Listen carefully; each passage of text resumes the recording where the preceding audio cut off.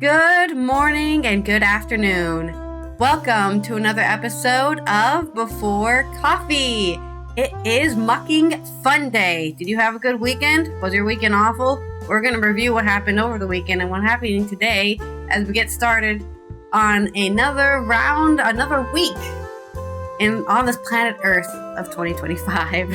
This is Before Coffee, the comprehensive news of Planet Earth podcast, where me and my father, Roger, as his name is, look up the news 10 to 15 minutes before we start, or in this case, 30 minutes before we start. And we have had no caffeine. That's why it's called Before Coffee.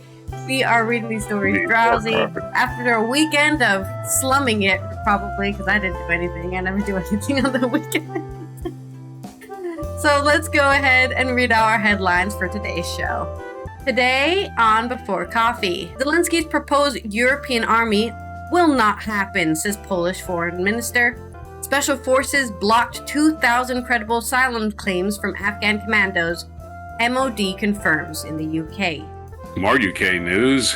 Starmer ready to put British troops in the ground if Ukraine peace deal is reached.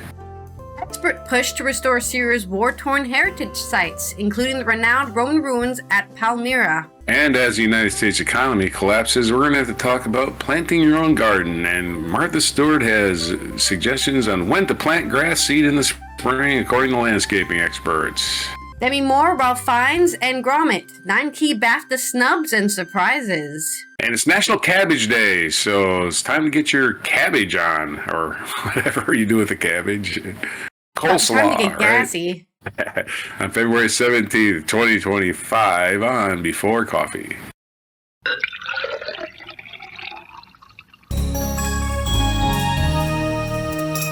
Nothing makes you gassy like cabbage. It's a great digestive system cleaner. You know, if you really want to get things scrubbing, eat some cabbage. Mm-hmm. As long as you don't eat too much, because you will blow up like a balloon. There's my dietary information for you.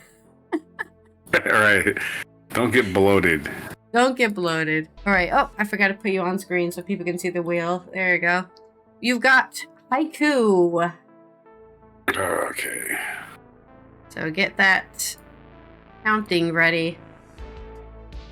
Speaking of bloated cabbage, let's talk about the EU. Zelensky's proposed European army will not happen, according to the Polish foreign minister. And this is a shared idea. A lot of foreign ministers and even politicians in like the head of states of most of the European Union agree on. It's been a contentious thing for a very long time, probably since the EU has existed. Should we make an actual European army? There will be no joint European army to counter Russian aggression. This is on Kyiv Independent. I don't know if it's written by anybody. Oh, here, Post, written by Post. And compensate any withdrawal in the U.S. support for Polish Foreign Minister Radoslaw Sikorski said to the local television late on the February 15th, Reuters reported. So that was Saturday. Ukrainian President Volodymyr Zelensky on Saturday the 15th called on Europe to create a unified army at the Munich Security Conference to counter Russian aggression in Ukraine and Europe. Many leaders have talked about Europe needing its own army, an army of Europe. I really believe that the time has come. The armed forces of Europe must be created, Zelensky said during his speech.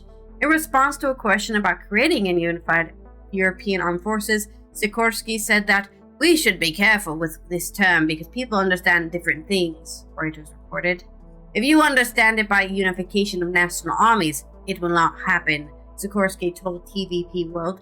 But I have been an advocate for Europe, for the European Union to develop its own defense capabilities. Zelensky's proposal came in light of a waning U.S. military support for Ukraine and Europe writ large. Ukraine hopes to see Europe fill the looming gap in its fight against Russia. Sikorski acknowledged a need to expand European militaries. The U.S. wants us to step up in defense. It should have national component, a NATO component, but I also believe a European EU component. EU subsidies for the defense industry to build up the capacity to produce, but also an EU force worthy of its name, Sikorski said.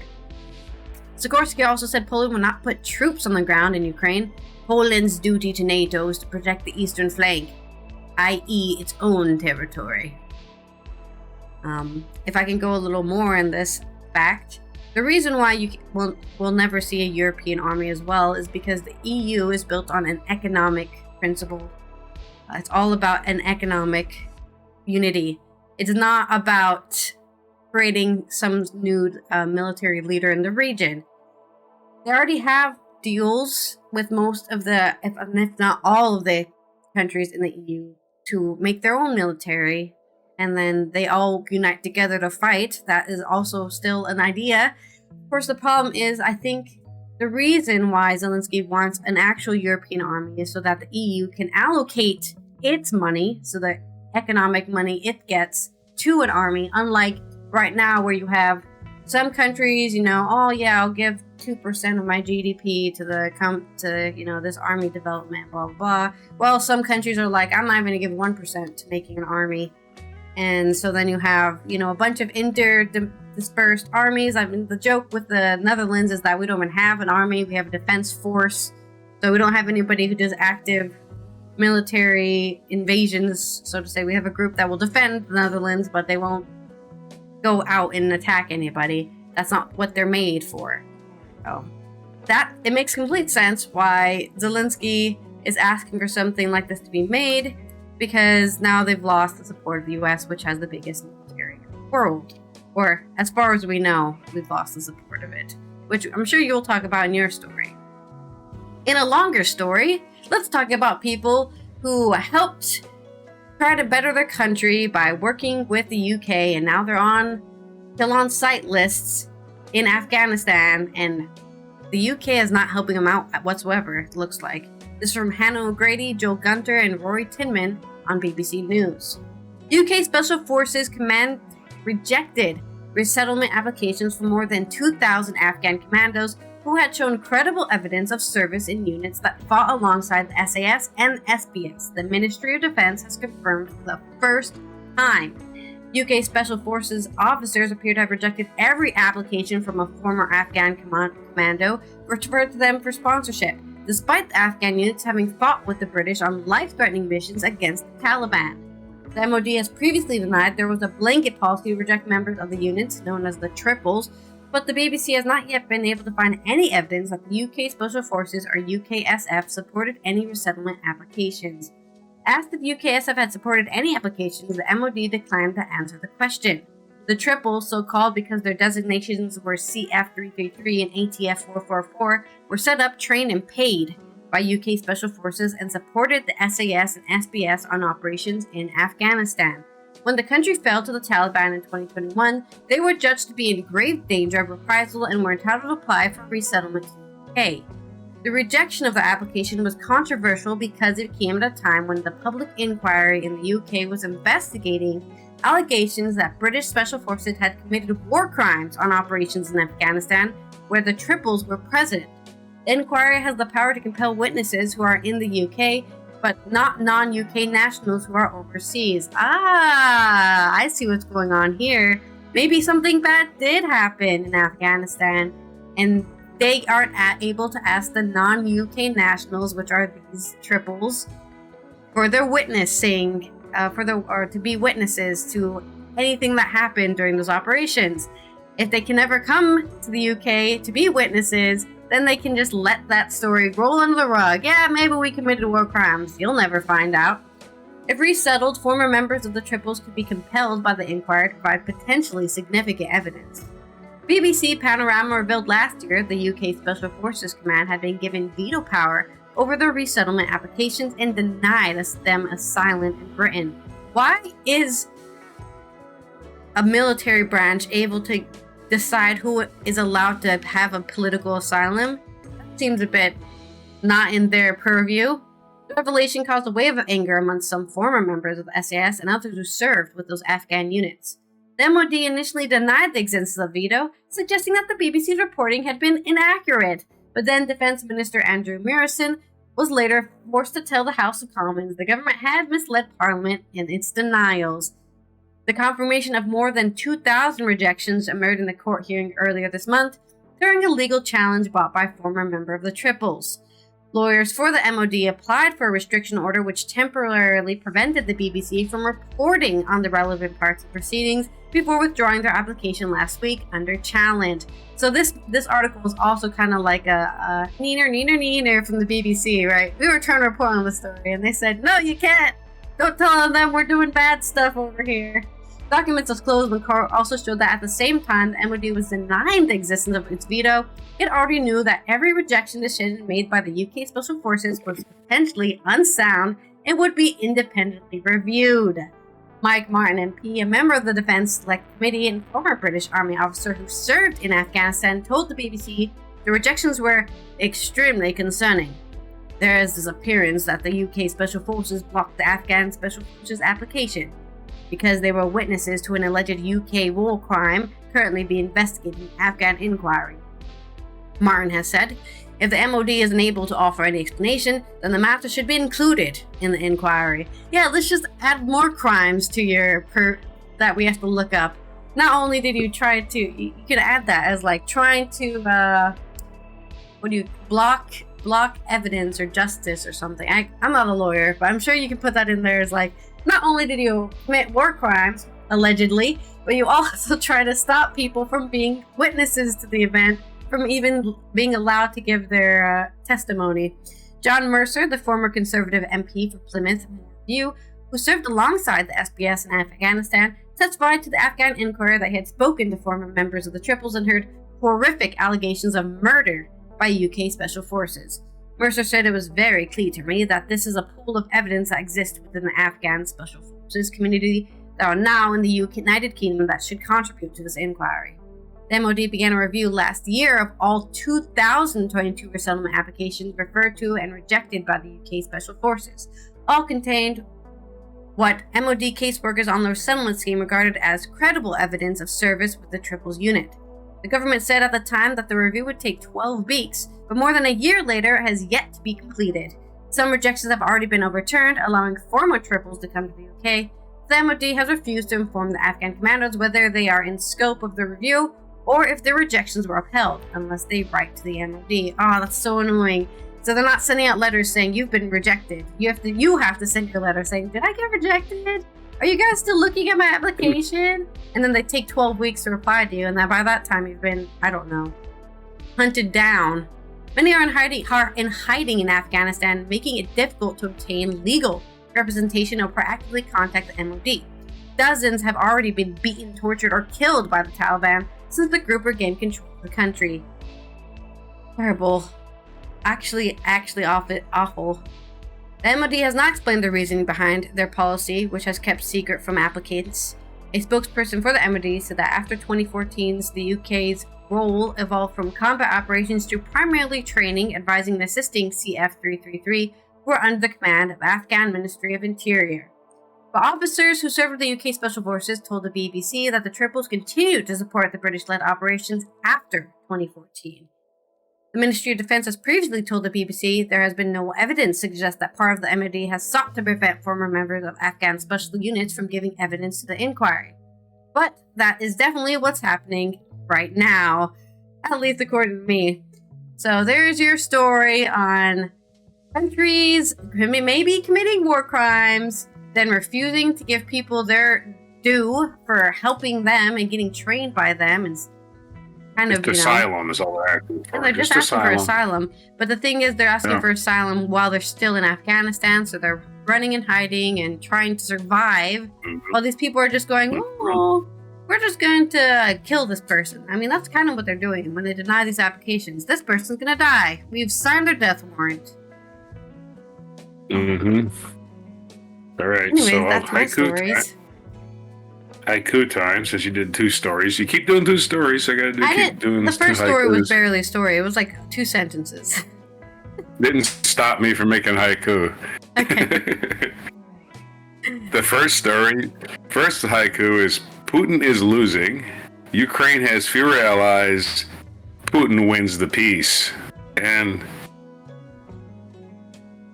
our second haiku is you worked for the allies. You worked for allies. They promised you asylum. Taliban awaits. Yep. Love. All right. Let me roll the wheel for me. Yep. Hopefully we have some entertaining news for you. Probably not. And of course, we've got the good old limerick here for me, right on a Monday. Man, I'm always ready for a limerick. I'm always ready for a limerick, but I never get it. All right. All right. So this might be find things that rhyme with Starmer, right? Ukraine. Mm-hmm. This is from theguardian.com. Nadim Badsa. Starmer, let me take my glasses off because you get glare, I think. Starmer ready to put British troops on the ground in Ukraine if peace deals reached. Keir Starmer has said he is prepared to put British troops on the ground in Ukraine if there's a deal to end the war in Russia, acknowledging it could put UK forces in harm's way. Well, no shit. If Vladimir Putin launches another attack. It is understood to be the first time a British minister has explicitly stated he's considering deploying British peacekeepers to Ukraine. The comments came just before emergency talks with European leaders in Paris on Monday. The leaders will aim to devise a strategy in response to Stinky the Clown's push for a deal with the Russian president and to fears the U.S. will reduce its defense commitments in Europe.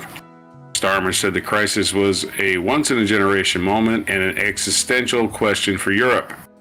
Writing in a Daily Telegraph, he said the UK was ready to play a leading role in Ukraine's defense and security, including a commitment of £3 billion a year until 2030. Starmer said that along with military aid, it also means being willing to contribute to security guarantees by Ukraine by putting our own troops on the ground if necessary.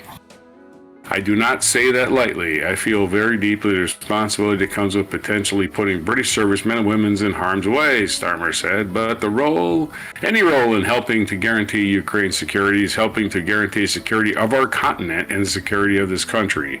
To end this war when it comes cannot merely be a temporary pause before Putin attacks again. Since the Russian invasion of Ukraine began on February 22, UK prime ministers have refused to publicly consider sending British troops. Military chiefs believe that UK cannot meet its existing military commitments even before any involvement in any Ukraine peacekeeping force within the existing defense budget of $64 billion, which amounts to 2.33% of GDP. Oh man, you're not spending nearly enough on defense. But insiders have said Britain is willing to provide troops to a multinational peacekeeping force if that is what emerges from diplomatic efforts. Labour has promised to increase defense spending to 2.5% of GDP, but has not set a date as to when Stinky the Clown is calling for all European countries to increase up to 5%. Reports suggest British military chiefs are pushing for an increase of over time of 2.65%. Starmer had previously suggested that British troops could be involved in safeguarding Ukraine after a ceasefire. The UK's Prime Minister, who is due to visit Trump in Washington later this month, said, "While European nations must step up at this moment, we will. U.S. support will remain critical, and the U.S. security guarantee is essential for lasting peace because only the U.S. can deter Putin from attacking again."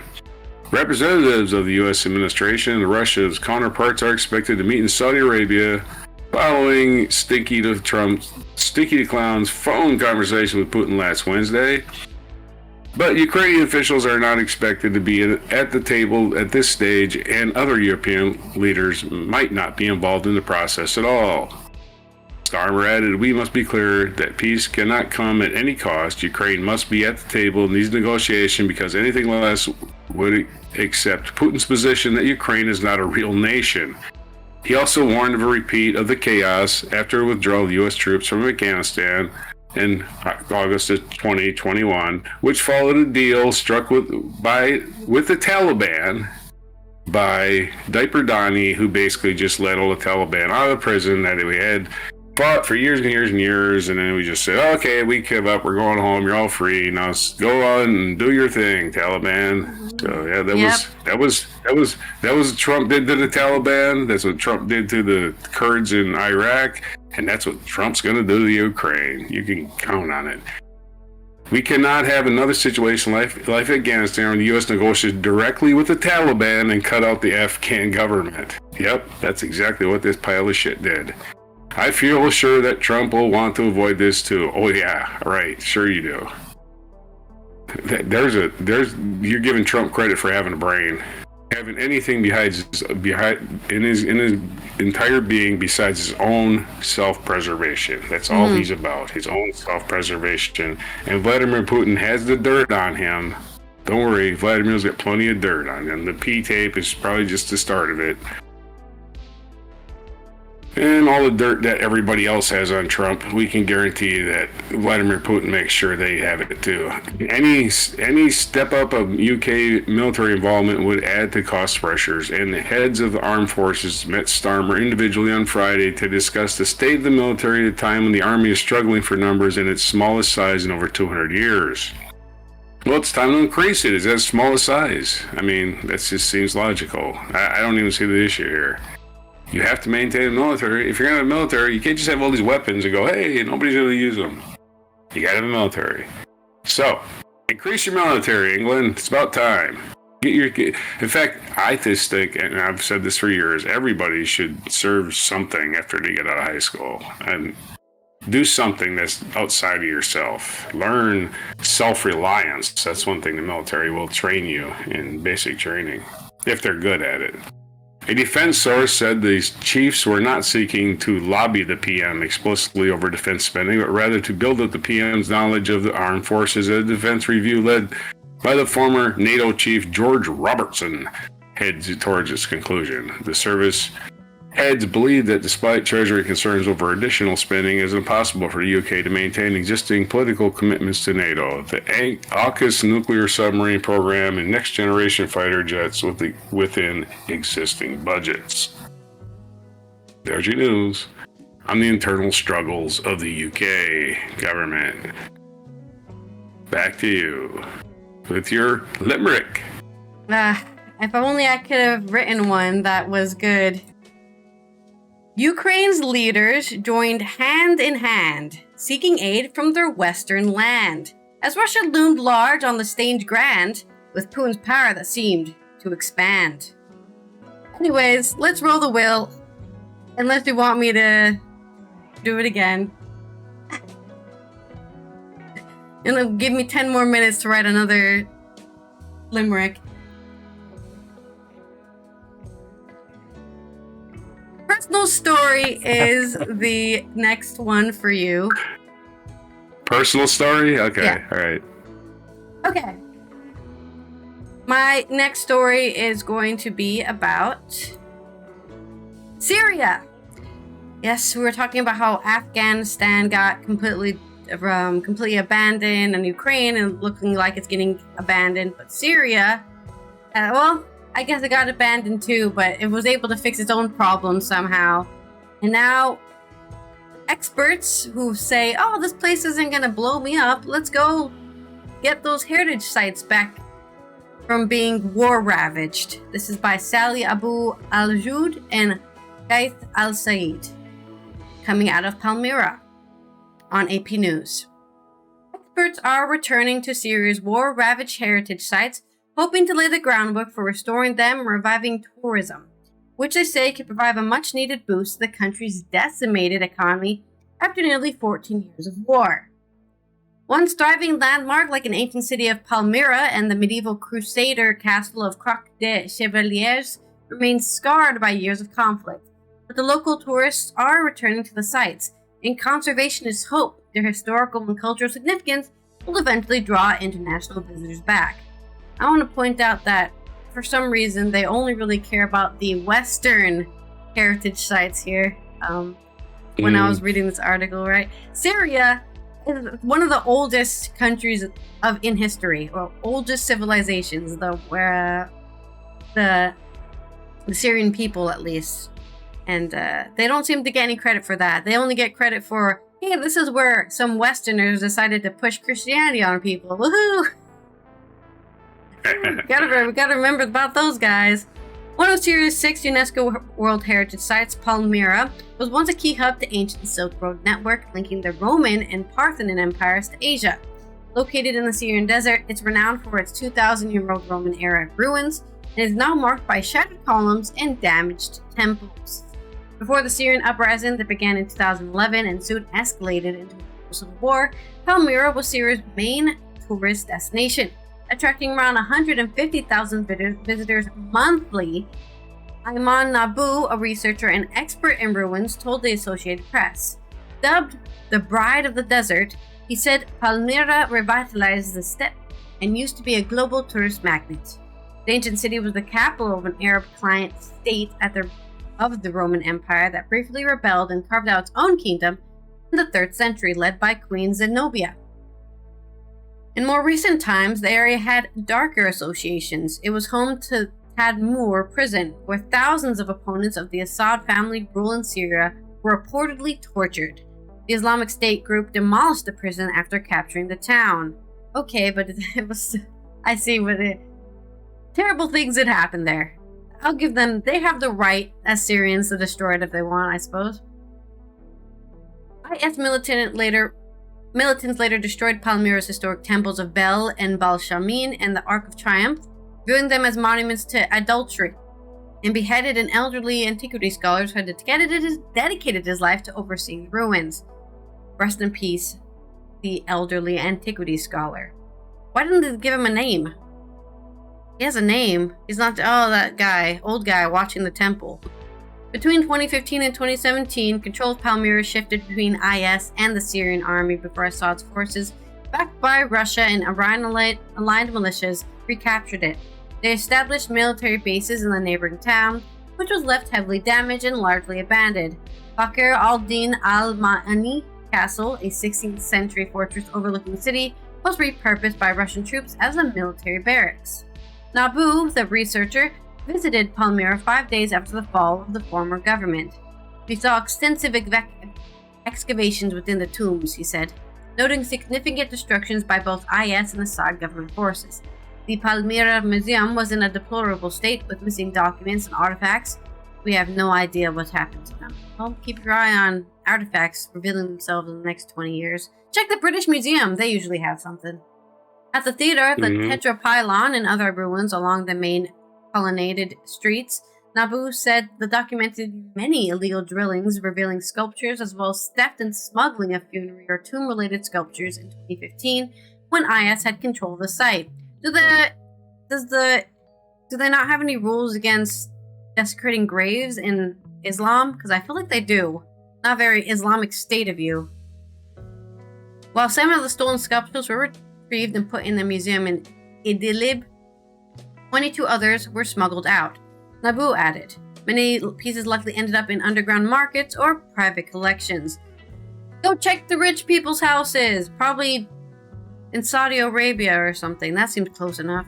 Smuggle. Inside the city's underground tombs, Islamic verses were scrawled on walls, while plaster covers wall paintings, some depicting mythological themes that highlight Palmyra's deep cultural ties to the Greco-Roman world. Matteo Lamer of the UN Scientific, Educational and Cultural Organization UNESCO said the agency had since 2015 remotely supported the protection of Syrian cultural heritage through satellite analysis, reports and documentation and recommendations to local experts, but it did not conduct any work on site. He added that UNESCO has explored possibilities for technical assistance if security conditions improve. In 2019, international experts convened by UNESCO said detailed studies would need to be done before starting major restorations. Beyond Palmyra, other historical sites bear the scars of war. Perched on a hill near the town of Al-Husn, I don't know how to say that because it's H-U-S-N, like what do I do with N there? Husn. With sweeping views, Crac des Chevaliers, a medieval castle originally built by the Romans and later expanded by the Crusaders and given a French name, which is odd. What was originally called in Roman is what I want to know, unless they were speaking French by that time, was heavily bombarded during the severe Syrian Civil War. On a recent day, armed fighters in military uniform roamed the castle grounds alongside local tourists, taking selfies among the ruins. Some sections of Crac des Chevaliers was renovated after airstrikes and the deadly 7.8 magnitude earthquake in 2023 that struck a wide area of the neighboring Turkey and also Syria, Anna said. However, much of the castle remains in ruins. Both Nabu and Hana believe restoration will take time. We need trained technical teams to evaluate the current conditions of the ruined site, Nabu said.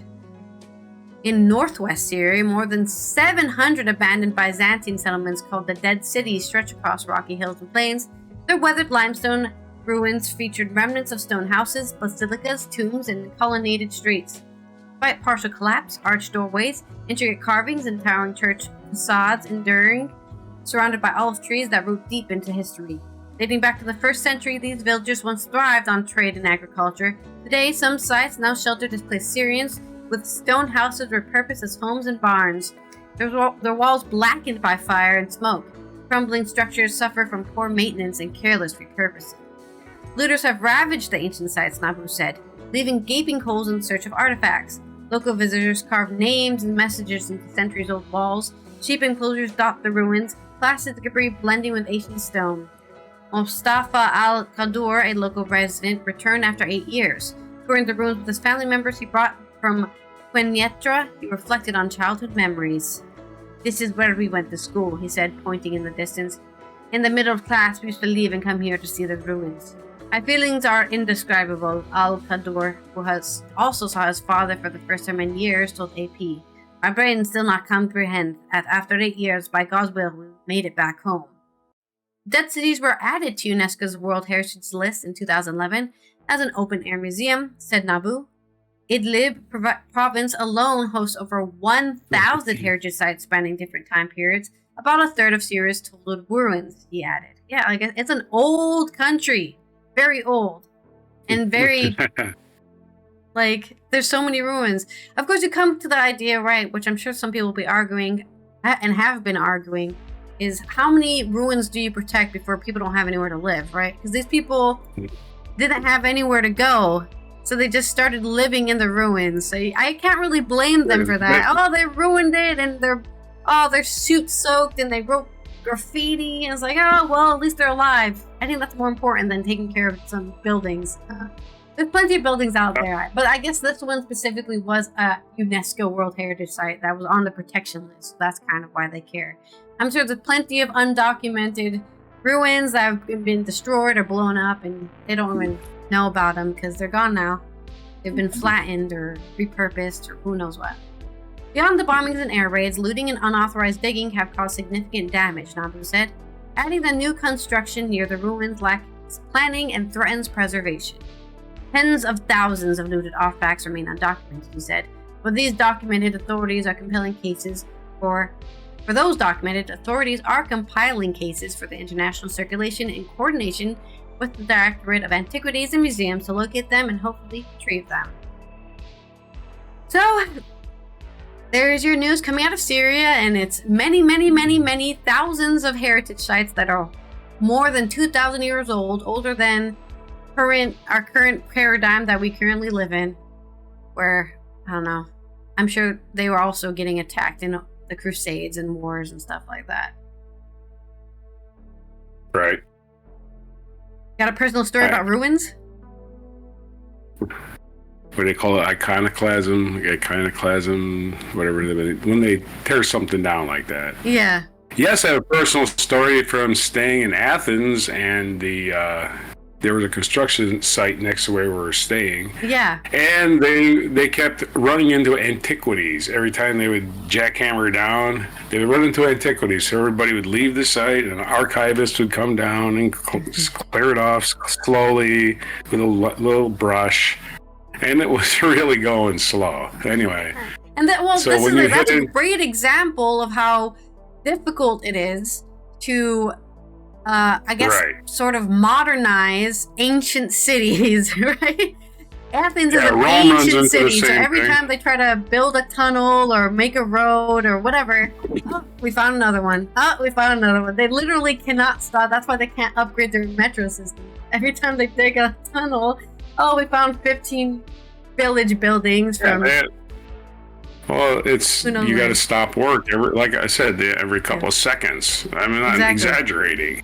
Every time they would uncover anything, this lady would come down with a board and a sifter and everything else, and just start going through it and be like, okay, let's stop work and let's do something else. I don't know, smoke cigarettes, whatever.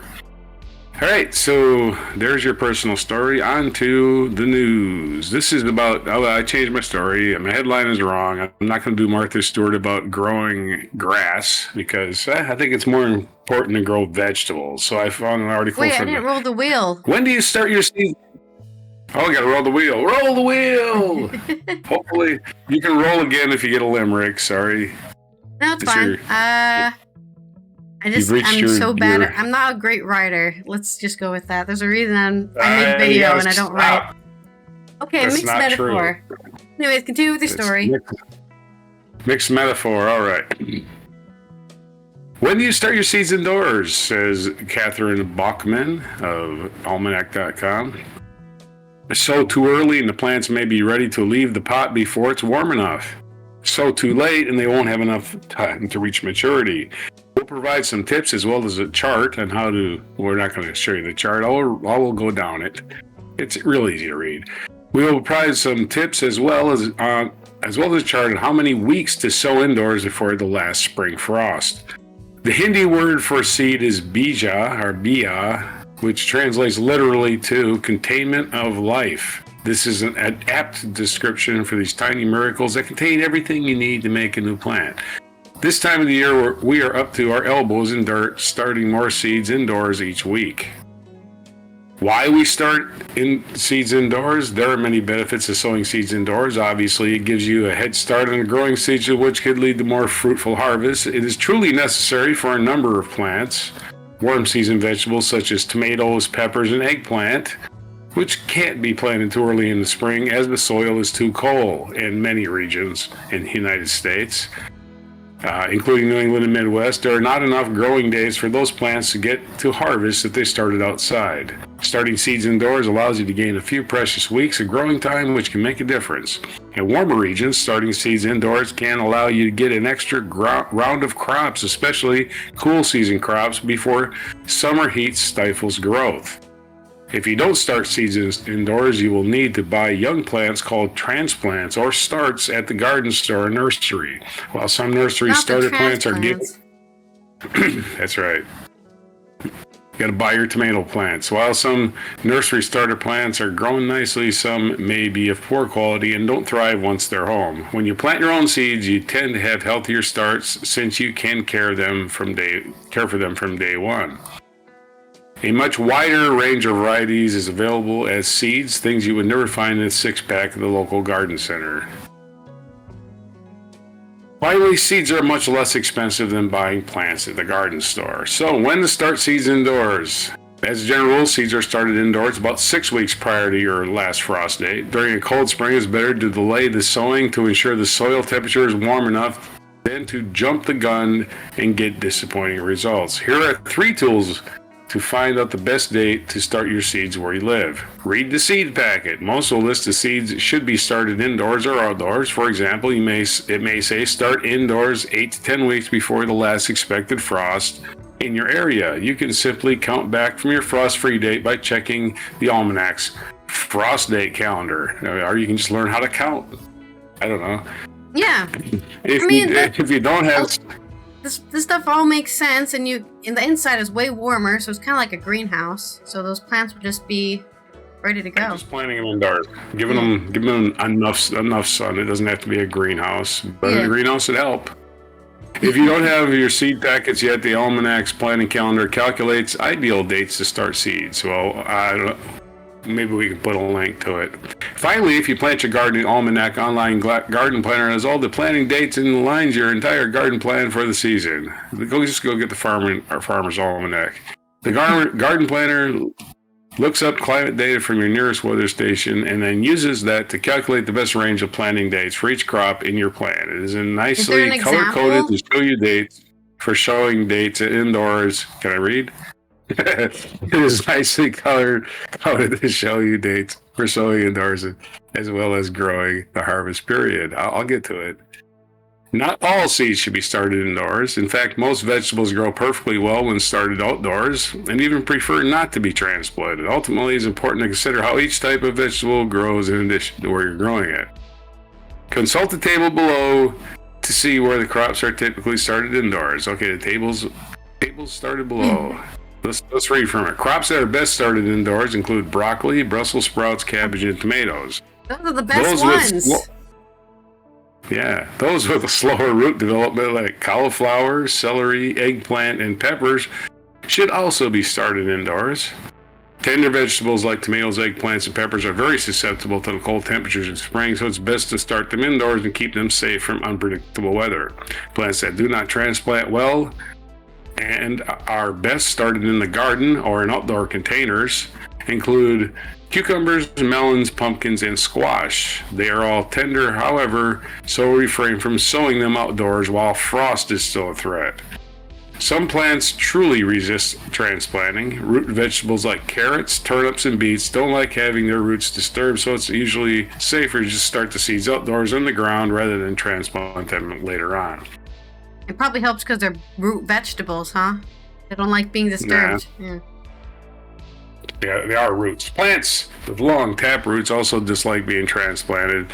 These examples include dill and parsley. So here is your guide. I'm going to go through it quickly. The artichoke needs to be started indoors, 8 to 10 weeks. Arugula is okay to start outdoors. Beets you can start outdoors. Other vegetables that you should start 4 to 6 weeks indoors include the broccoli, Brussels sprouts, cabbage, cauliflower, collards, lettuce. Those are your 4 to 6 week indoor plants. Your 6 to 8 weeks indoor plants are tomatoes, peppers, leeks, eggplant, and that's the end of that list. And artichoke, which was the first one we mentioned. And our longer, like celery, 8 to 10 or 10 to 12 weeks. Celery should be started indoors well ahead of time, to 10 to 12 weeks. Along with we did eggplant and leeks. Those are your indoor plants. Other things that you can just start outdoors, but again, wait till after the first frost, that you should start outdoors. Arugula, beets, cantaloupe, carrots, corn, some cucumbers, green beans, kale, kohlrabi, some lettuce, apparently, okra, onions, parsnips, peas, potatoes, pumpkins, radishes, rutabagas, spinach, squash, and suppose winter and summer squash, sweet potatoes, Swiss chard, turnips, and watermelons can be sown outdoors after the first frost. While it's easier for most people to count back the number of weeks for seed starting is based on average or typical frost dates, and frost dates do shift from year to year. So if you want to get down to the nitty-gritty, improved seed germination is actually soil temperature, not air temperature, that really controls seed germination. Pick up a soil thermometer available at garden centers and get to reading. Best soil temperature for starting seeds. Let's go with 60 degrees Fahrenheit for beans, which is 16 degrees Celsius. Those are minimum temperatures. Most of these, go down the list, start at about 40. Some of them are 35. I would use 40 to 60 as a starting point for my soil. This is, again, soil for planting outside and not for planting inside. You can regulate the soil inside. Most vegetable crops have a minimum germination temperature between 36 degrees Celsius and 60 Fahrenheit, which is 2 and 16 Celsius.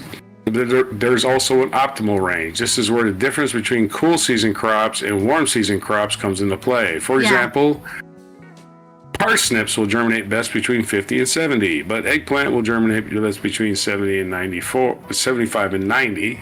Tomatoes between 60 and 85, and peppers between 64 and 95. Peppers like it hot. 95 degrees Fahrenheit. That's why they grow in hot places, naturally. Yep. And how to start seeds. 3 steps. Choosing a potting mix. Let's start with a potting mix. Generally, you will have no trouble using all-purpose potting mix. Draining is good. So we'll just go with general purpose potting mix. Let's not screw around with that too much. Choosing a container, you can sow into pots, plug trays, or recycled containers. Each has its advantage. Sowing many seeds in a large pot is space efficient as the young seedlings take up less space initially. It is more efficient to use seed stew because you can germinate many seeds in a pot and then transfer every single seedling into its own pot or plug. Sowing into a single container can also be useful for sowing very tiny seeds such as basil or easy to transplant flower seeds. For easy, cool season crops, everything from onions to celery to cabbage, you can sow multiple seeds in the same container.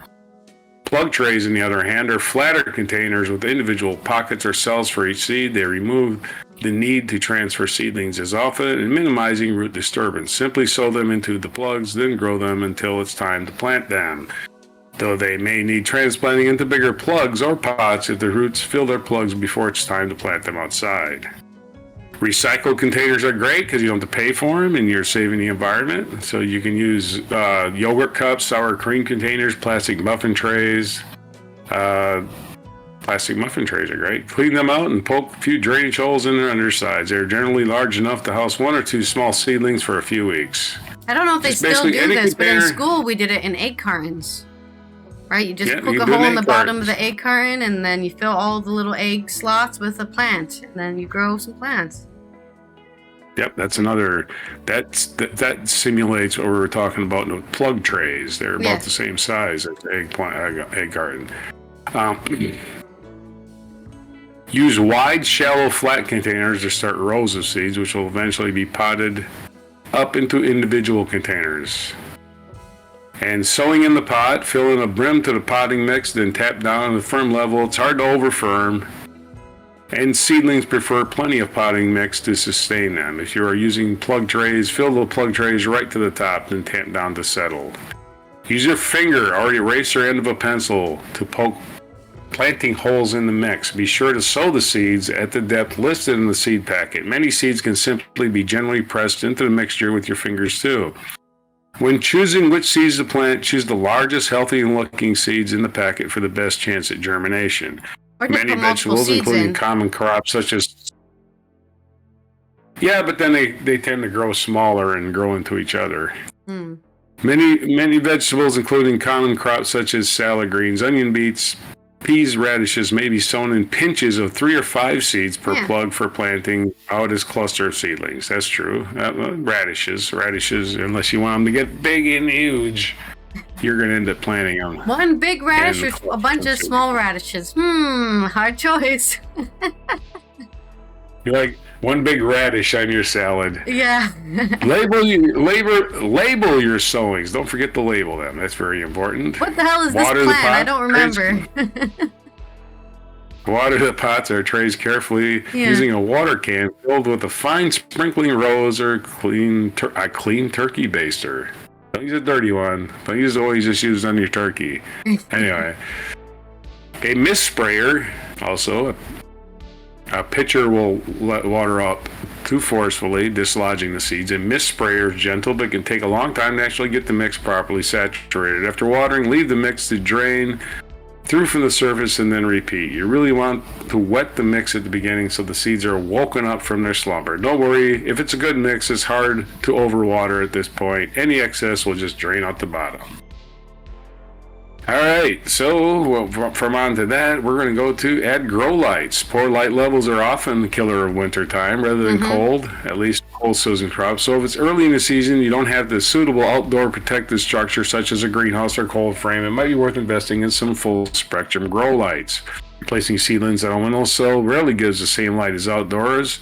You can try turning seedlings daily to help them grow more upright, but more often than not, the result is leggy seedlings that are bent in all directions and that will struggle to recover. Grow lights don't need to be anything particularly fancy. An LED or fluorescent light fixture that is full spectrum, i.e. it produces light in the full range of visible spectrum, like the sun, can usually be found at under $40 at a local hardware department store. But we're trying to do this cheaply, so I don't know. Yeah. Up to 16 hours a day of light is fine. In fact, in most cases, the longer you leave them out, the quicker the seedlings will grow. So it's a good way to catch up on growth early in the season. Note that plants do not need a period of darkness to So don't leave your lights on 20. Note that plants do need a period of darkness. They have to go to bed too. So, they have a bedtime. So that's actually when they grow. Is that when they're in, when just like humans. So give them 15 to 16 hours, and then don't plant them too soon. Transferring your seedlings. After you start your seedlings, they have 2 pairs of leaves, and they have 2 pairs of leaves. You'll often need to transplant them into their own pots. Don't delay transplanting your seedlings, as you don't want them to become overcrowded, which can cause all sorts of issues such as leggy seedlings or disease. To transplant seedlings, fill new pots with your potting mix at this stage. An all-purpose or multi-purpose potting mix is ideal. I keep saying that. Make your planting holes, then carefully remove the seedlings from the nursery pots. If you aren't transferring all the seedlings, lift only what you need. Separate the seedlings out, then transfer them to their planting holes.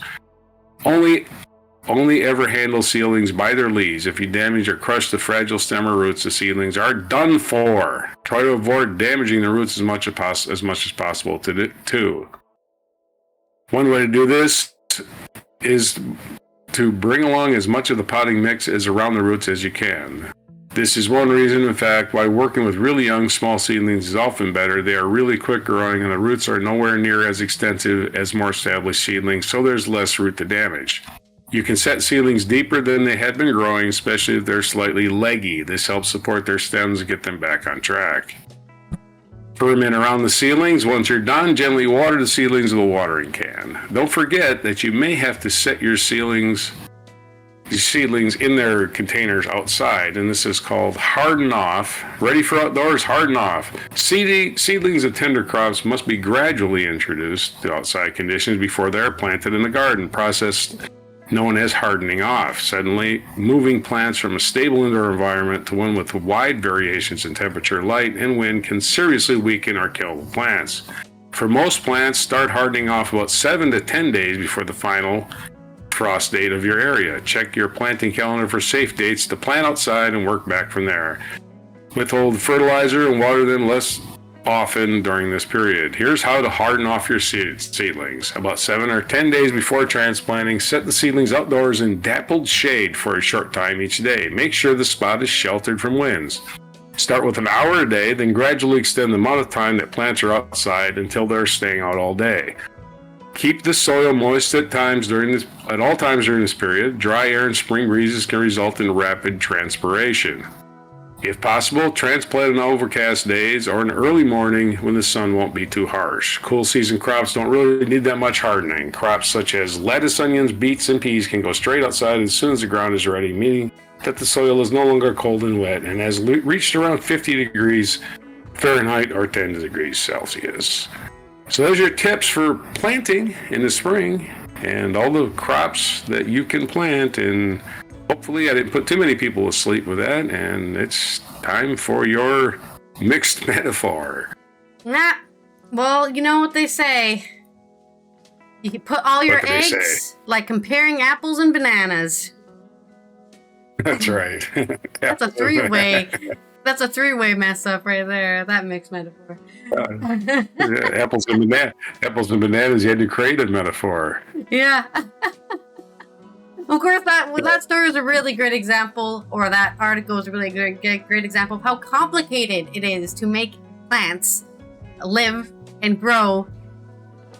And the farmers don't really have it easy out there. There's a lot, and there's a reason why you also didn't mention, or maybe you did, but I missed it, that it takes almost the whole summer, in some cases all the way to the autumn, for some of these plants to finish growing. So don't think you're going to be getting watermelon in 2 weeks from now, you know? You're going to have to be waiting the entire year. Watermelon grows fast, though. It does grow fast. Yeah.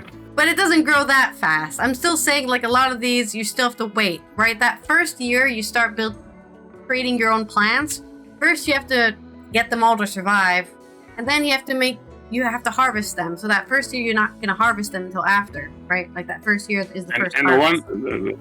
Right, and if you have a garden, you can't just go out and plant stuff in the ground. You got to turn that ground over. You got to turn it over, bring the soil up to the top, and get rid of all the roots and all the stuff that's already being grown in there. And then you can plant it. Yeah, exactly. That's what the rakes and the hose are for. Anyway, The enough about rototiller. plants.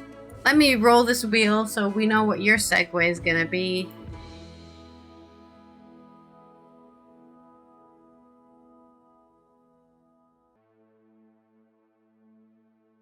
It's another What do we haiku. get? Man.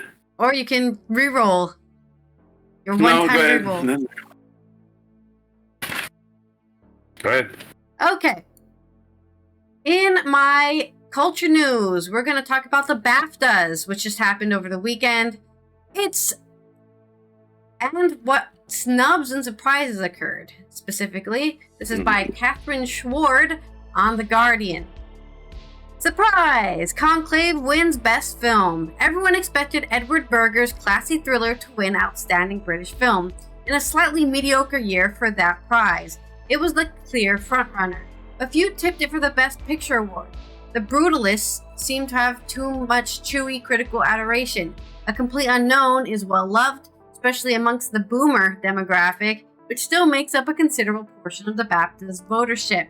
Honora, see below, was the dark horse emerging into the limelight, but Conclave isn't a bit middle brow, a bit too enjoyable, and wasn't the mic drop ending slightly polarizing? Apparently not. Might have been propelled it over the finish line other than the home advantage. Might be the late whiff of controversy had benefited it, with Vatican bigwigs and U.S. evangelicals suggesting it was the work of Satan.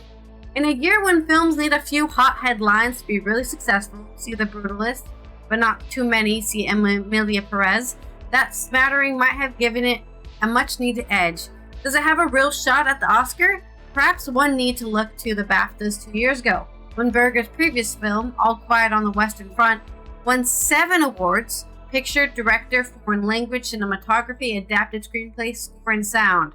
At the Oscars, that went down to a still very respectable 4: international cinematography, production design, and score. Snubs, though. Ralph Fiennes loses Best Actor. If Conclave can win Best Picture in outstanding British film, what's wrong with the man who's nearly in every scene? Ralph Fiennes' troubled Cardinal Lawrence is the beating heart of Conclave, his moral center, and the one whose troubled puffing also provide much of its soundtrack. Yet it's also a performance light on heavy emoting and big, stricken speechifying. Might that have cost Fiennes his gong?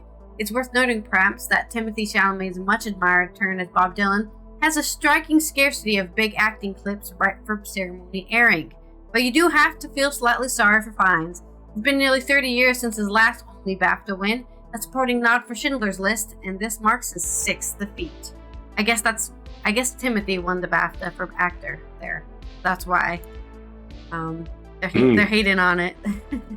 Timothy won their BAFTA when they think Fiennes should have won. Prize: Mikey Madison wins Best Actress. She might not have managed to secure the Rising Star Award, which is voted to by the public, but Mikey Madison scored a huge coup by taking the Best Actress prize.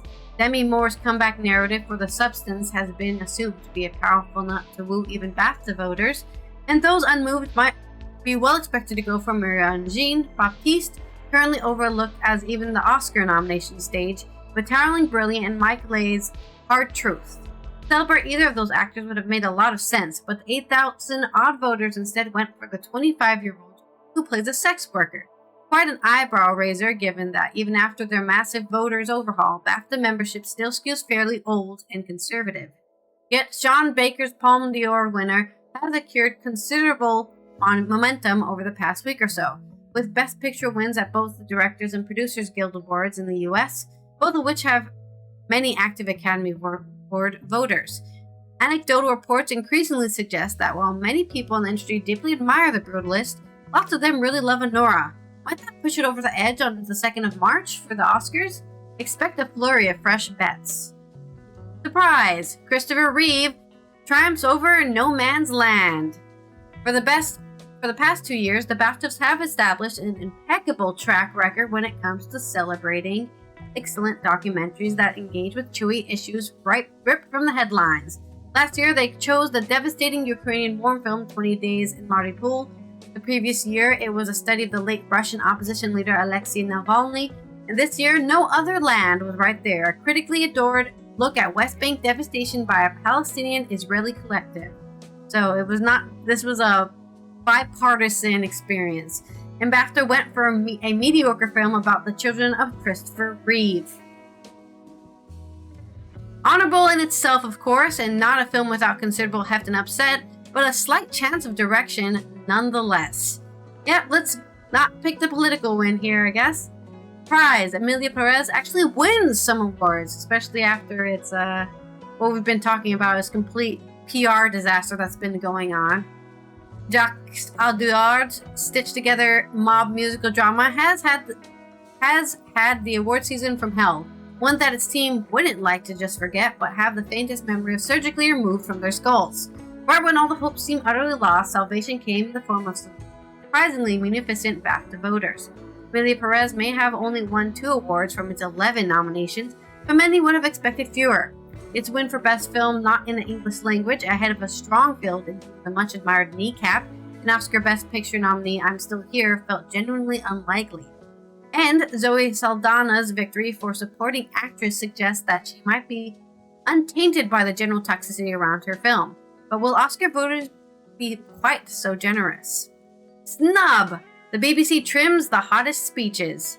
A risky-averse BBC tried to head off any issues by dropping potentially tricky quotes, though it's all relative, as none would have hardly torn the roof off. David Tennant got in a few fairly tame jabs at convicted felon Donald Trump, including a line about summoning him by saying his name 3 times, but in the edit, only one of his gags survived. Talking of villains, and the BBC also deleted a significant news story, Emilia Perez director Jacques Audiard's peacemaking kiss to his errant star Carla Sofia Gascon, who, as the world knows, blew up most of the film's award chances after some loathsome past social media activity was discovered.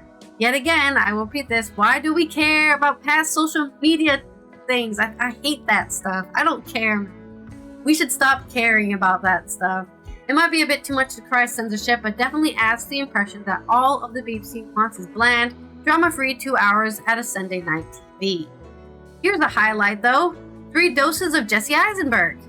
Insofar as the BAFTAs act as an advert for a movie as much as an audition for the Oscars, a real pain must surely be seeing a bit of an uptick, thanks to Jesse Eisenberg's 3 brilliantly winning appearances.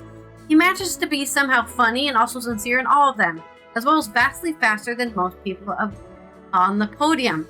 In the first, winning original screenplay, he called himself a loser and fanboys his wife. In the second, picking up Kieran Culkin's prize, he is sweet about a person and petting about the industry at all at once. And in the third, presenting animated film, he and co-star Will Sharp managed to find a category appropriate to riff jokes on, that is. Remarkably, both funny and plugs their film.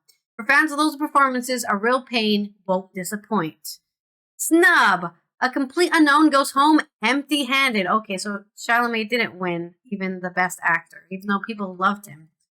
In a field that much of the award season had lacked a true frontrunner, some have wondered if a complete unknown might do a coda. A triumph through sheer crowd-pleasing charm. That theory had a major hole blown into it at the BAFTAs, where none of its 6 nominations resulted in award wins. If the likes of Best Film will always look to stretch, there was a genuine hopefulness about Chalamet's Best Actor chances, particularly given the minor controversy around the use of AI in his award season rival Adrian Brody's brutalist performance. But that clearly wasn't enough to dissuade BAFTA voters from coronating Brody. Instead, A Complete Unknown star received for a handful of tired jokes from a host, David Tennant, about Timothy Chalamet's look-alike contest. Surprise! Wallace and Gromit beats Inside Out 2. Of course it did. This is the BAFTAs. It's a British thing. You know, of course it's gonna. It's like, oh, why do we even try? Who cares? Of all this year's contenders, the one likely to have been seen by the most people who watched the ceremony on BBC One was the one also on BBC One a month and a half ago. Wallace and Gromit: Vengeance Most Foul. It's scooping both Best Animation, a competitive film with Pixar's box office behemoth Inside Out 2, plus critical favorites Flo and the Wild Robot. And the inaugural Family Film Prize was none less a big win, not just for Aardman, but also The Beeb, and Netflix, with whom it shares producing and broadcast rights. Nick Park's bumbling acceptance speeches, despite having done this for almost 40 years, adds to the on-brand appeal, just like Wallace and Gromit. Surprise? Not really. I think for me, that's not really a surprise. Oh, wow, the British, stop motion animated, that they won the BAFTA. That's crazy. But there's your news on the BAFTAs who else again? Catherine Schwartz says the Oscars preliminary round. Really a great snapshot on what might win an Oscar from the BAFTAs. So we'll see if, that's true or not. Will Charlemagne actually win an Oscar for Best Actor? Who knows? It's all a surprise. Okay. So it's time for my haiku, I guess. Okay. Coveted awards. That's 5 syllables. Coveted awards. Some controversial winners, many sore losers. Indeed. Indeed. All right, let's roll the wheel for me, and then let's get into this day in history.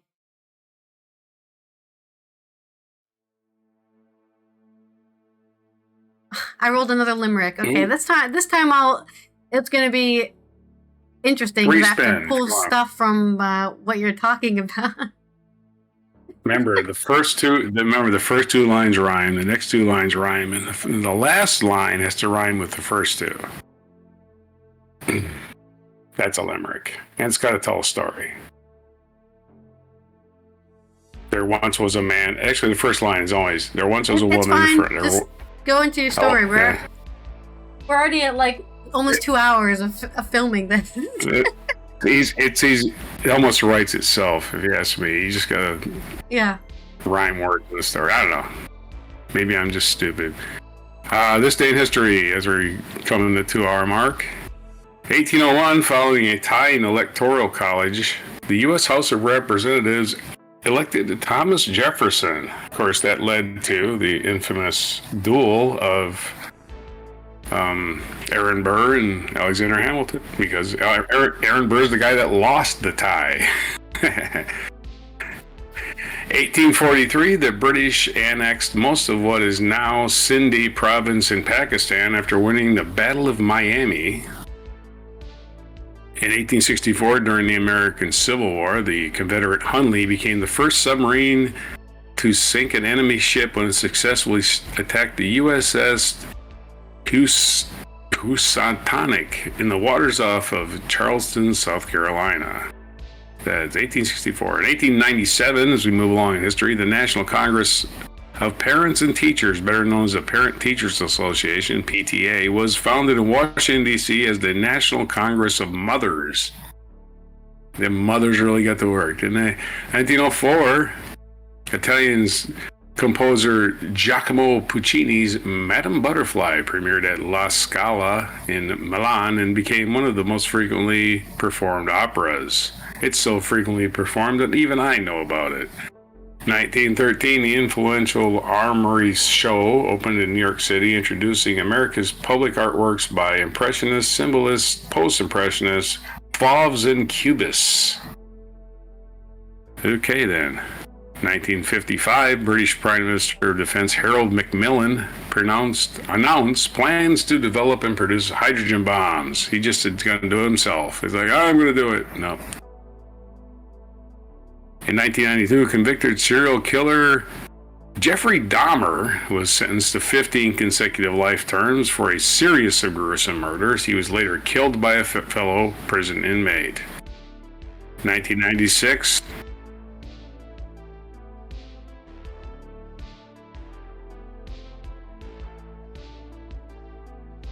No, the guy who killed Jeffrey Dahmer was in prison for killing people, so he wasn't exactly a great guy. I still think he's a hero. I think he's a hero for killing Jeffrey Dahmer. Good for him. I think he did something right with his life. That's all I have to say. Whoever he was, he did one thing right. If you're gonna give him credit for anything. Right. What's that? There you go. I don't know if he got a free pass. I think he got time added for doing that. When you kill somebody in prison, they add time to your sentence. Yeah, that's but fine. I think he was in for life. It was a guy in for life anyway. He wasn't Probably. getting out. Good. That's what I'm saying.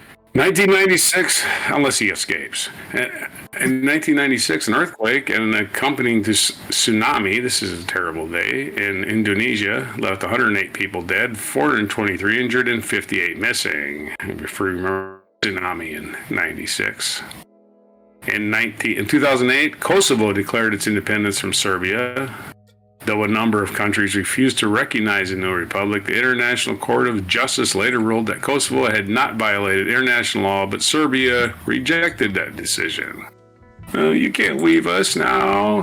2014, American comedian Jimmy Fallon began hosting The Tonight Show, replacing Jay Leno. Yeah, he's been doing it for 10 years now. That just doesn't seem likely. 2021, here's a happy day. American radio personality Rush Limbaugh died at the age of 70. He was known for being a big stain. So happy day, 4 years ago. Rush Limbaugh left us with his... Yeah, imagine if he was alive right now. I think it would just be... The world would be 20 million times worse. Yeah, there's been idiots take his place, but he was obviously the worst, one of the biggest lying sacks of shit in the history of the United States. In 1979, Vietnam invaded by China.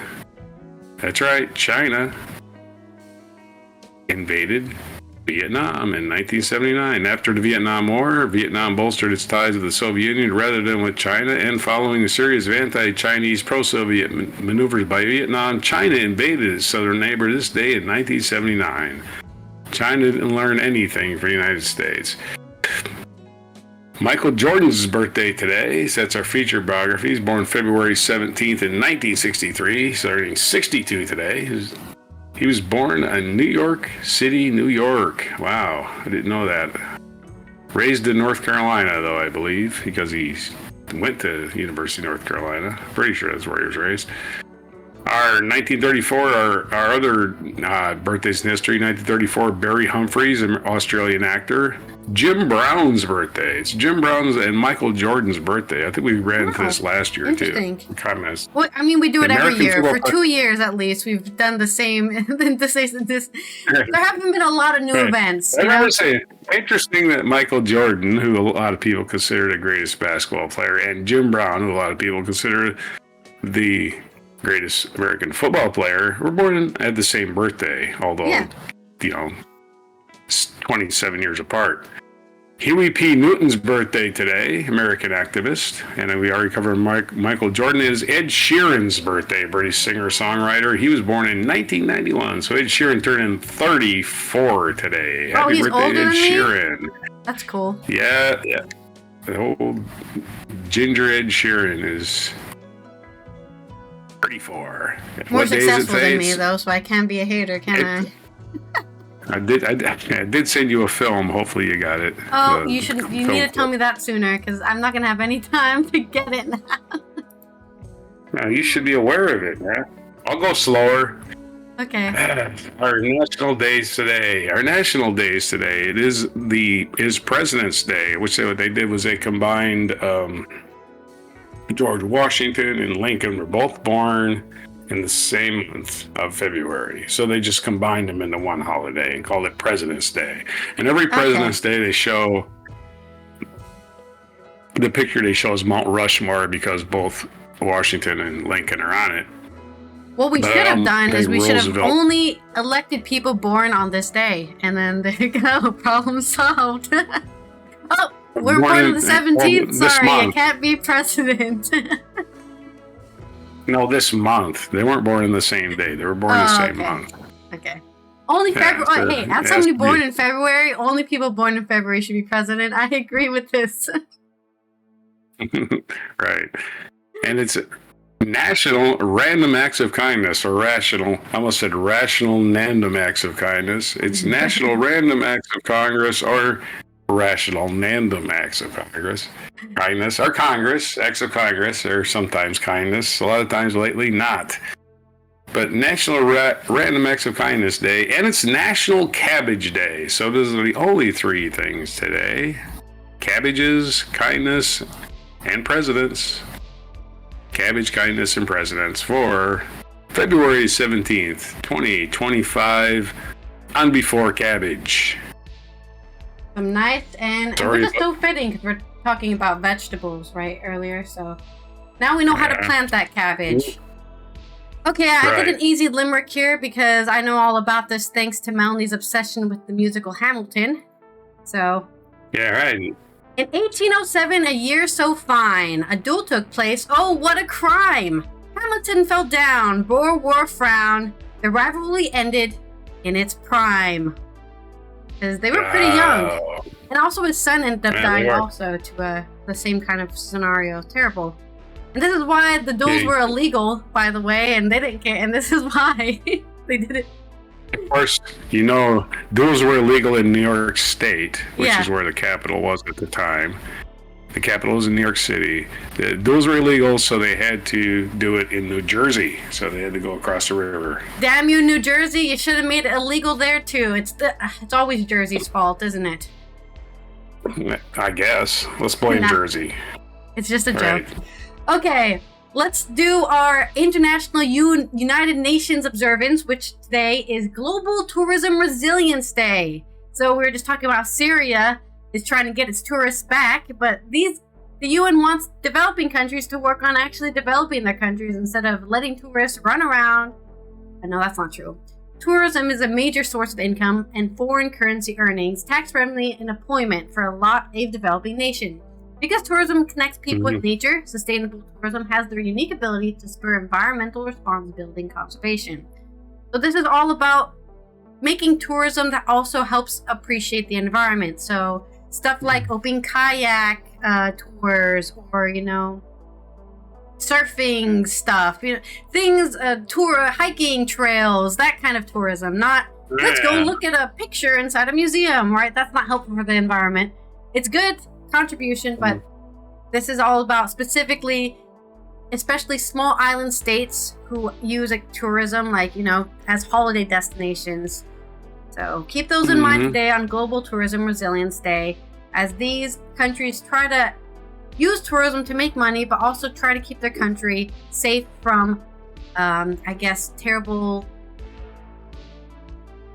I literally lost the word on the tip of my tongue. What's happening in Hawaii? Development.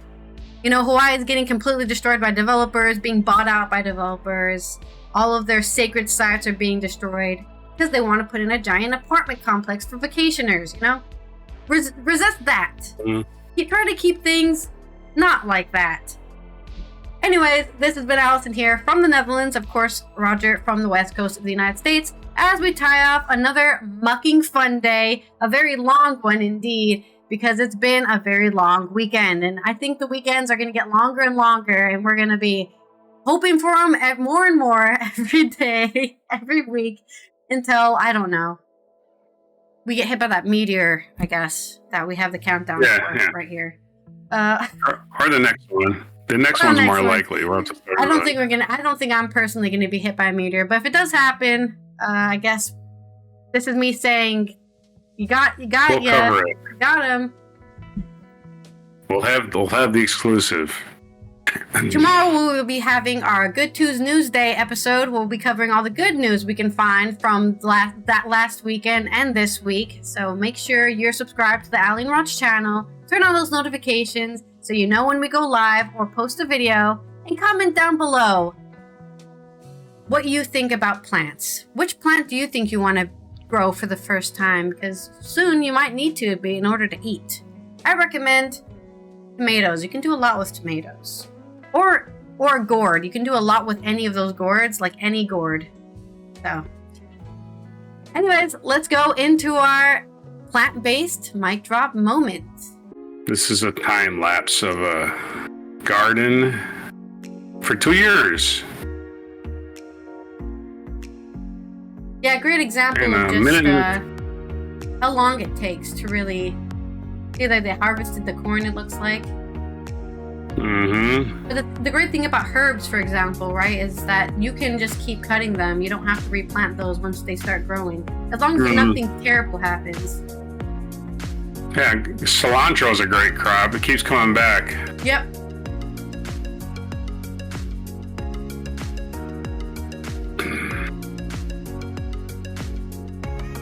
course, they do the thing to keep their soil warm. They plant in boxes, which you definitely have control over how warm the soil is.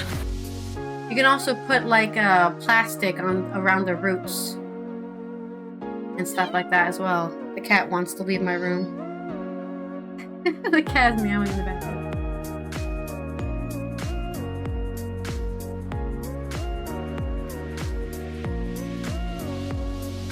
It's over 2 years. Now he's starting to. Yeah, there you go.